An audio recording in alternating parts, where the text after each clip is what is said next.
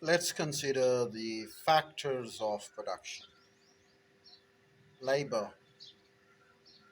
People who work for business provide labor, sometimes called human resources. Labor includes physical and intellectual contributions people make while engaged in economic production. Time Warner, for example, employs 91,250 people. Such large operations require widely skilled workforces, ranging from software engineers and media experts to financial analysts. Capital. Obtaining and using labor and other resources requires capital. The financial resources needed to operate an enterprise. One needs capital to start a new business, and then to keep it running and growing, one continues to need capital. Time Warner needs millions of dollars in cash and millions more in equipment and other assets to run its operations. A major source of capital for small business is personal investment by owners. Investments can come from individual entrepreneurs, from partners who start businesses together, and or from the investors who buy stocks. Revenue from the sale of products is a key and ongoing source of capital once a business has opened its doors.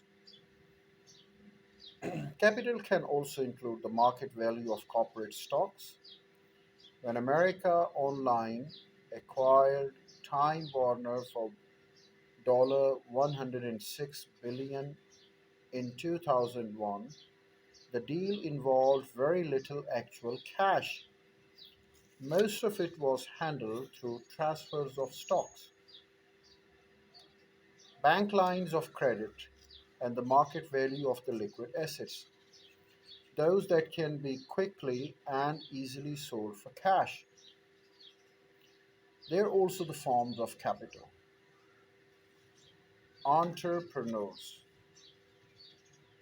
Well, an entrepreneur is an individual who accepts the risks and opportunities entailed in creating and operating new businesses.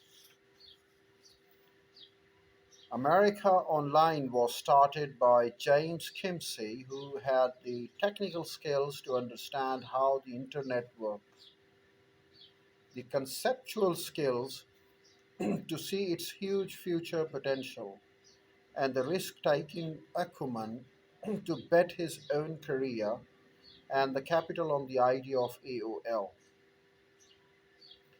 Both Time Incorporate and Warner Brothers Studios, two older companies that later merged into Time Warner, were also started both in 1922 by entrepreneurs who risked personal fortunes on the success of their new ventures.